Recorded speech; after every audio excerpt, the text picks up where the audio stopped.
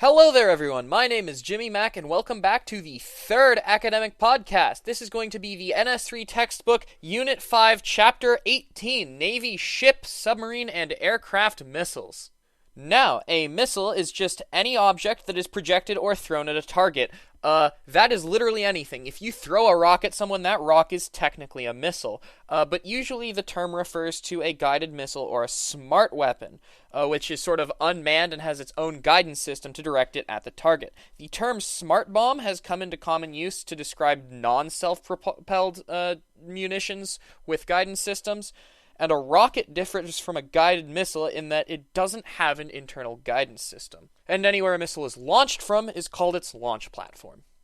A guided missile has four basic parts. You've got the airframe, the propulsion system, the warhead, and the guidance system. The airframe is just the streamlined body that carries it in, so that's usually going to be made out of metal, aluminum alloys, that sort of stuff, really lightweight type stuff. You've got the propulsion system, which is just anything that will propel the missile in order to make it so that it's not very vulnerable to being stopped while making it still able to intercept a target.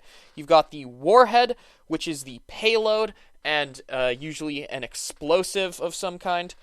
And then you've got the missile guidance system, which gets the missile to where it's going. There are one of 5 types of missile guidance system. You've got the preset gyro, you've got inertial, you've got homing, command, and beam rider. A preset gyro guidance system will just use internal gyroscopes to keep the missile on a set course. Once it attains its preset course and velocity, the power to the propulsion system is shut off and it just travels the rest of the way as a ballistic projectile. Inertial guidance makes use of a predetermined flight profile as well. Homing guidance depends on the missile picking up, tracking, and intercepting a target, so it will find the target and then track it down itself.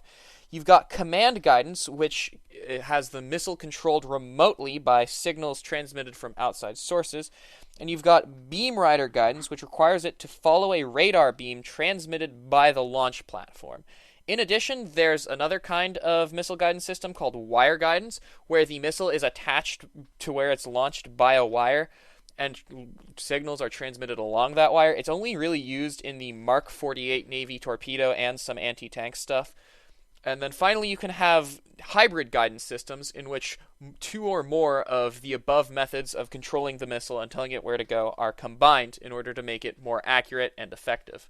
Guided missiles have pretty much revolutionized the U.S. defense system. They make up a corner of the U.S. strategic nuclear triad alongside the Air Force's land-based ICBMs and strategic bombers, and that's kept us safe from nuclear war for the past 65 years. Now, in order to identify different types of missiles, the Department of Defense has an 8-part alphanumeric system. There's basically 3 letters, and then design number and name. So the first letter is the launch environment. A is for air-launched, B is for multi-platform, R is for surface ship-launched, and U is for underwater-launched. The second letter is the mission, so you have a whole bunch of codes for that. And then the third letter designates the type.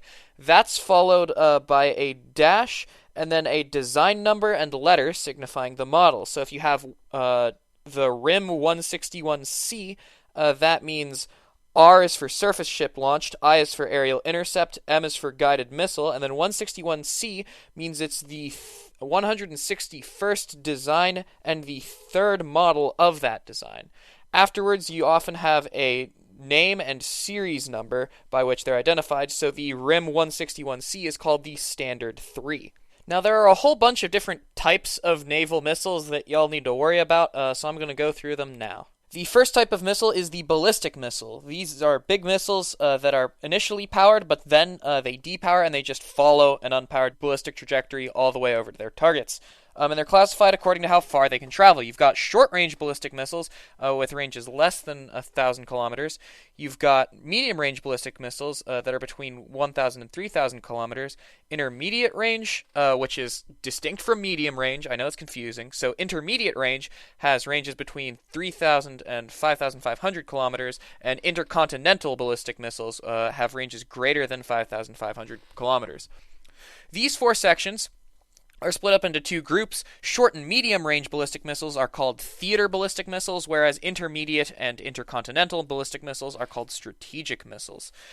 We really only have one ballistic missile anymore, and it's the Trident II, or the Fleet Ballistic Missile, or FBM for short. The next missile we need to talk about is the cruise missile. It's a low-flying, air-breathing, subsonic missile, so it's pretty slow, but it has the ability to follow the terrain contour, which makes it hard to intercept.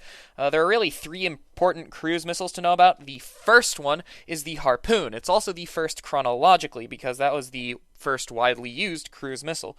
It's still in use today by pretty much all of NATO and their allies. The next missile to know about is the Slammer, or Standoff Land Attack Missile Expanded Response. It is the most accurate of any cruise missile we currently have.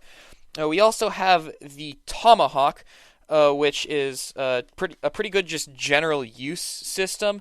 It's been used to great effect over a whole bunch of stuff, in particular Operation Desert Storm and Iraqi Freedom and Enduring Freedom, and generally in the War on Terror. Another type of missile is surface-to-surface missile.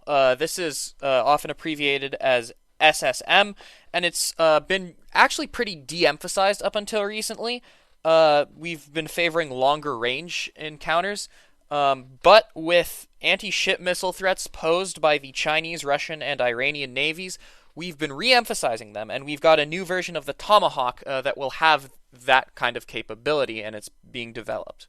The next kind of missile is the surface-to-air missile, abbreviated SAM or RIM, and when we were developing these, we focused on the, quote, 3 Ts, which are the Terrier missile, the Tartar missile, and the Talos missile. Aside from those, the important ones to know that we use in the modern day are the Standard 2 and the Extended Range Active Missile, or ERAM. Up next, you've got air-to-air missiles, of which the most important are the AIM-9 Sidewinder and the AIM-120. Both of those are the ones that are commonly used. These air-to-air missiles are used for like dogfighting and close-range type stuff. Another important type of missile is an air-to-surface missile. The important ones to know for this one are the AGM-65 Maverick, the AGM-114 Hellfire, and the AGM-154 Joint Standoff Weapon, or JSOW. The other thing to know about these is that both the Harpoon and Tomahawk cruise missiles can also come in AGM variants. And finally, the last type of missile to know is the Undersea Warfare Missile, or USW. The two main types of these are anti-submarine rockets, or Alpha Sierra Romeo Oscar Charlie, and anti-submarine torpedoes, or Alpha Sierra Whiskey. And that's it for the missiles. The last thing to note is that there are different trajectories. So the first kind of trajectory is a ballistic trajectory, where the missile is only acted upon by gravity and drag. An aerodynamic trajectory is one in which aerodynamic forces are used, so you have like wings and winglets on the missile. And then there's also various other types, such as you can have a hyperbolic trajectory, which first climbs to the desired altitude and then follows the arc of a hyperbola. There's also a pursuit curve, where the missile just points towards its target and then goes for it. And then there are combination trajectories, followed by ASROC weapons, where it does various different types of trajectories at the same time. That's about it for missiles. Thank you all for listening, and I'll see you tomorrow.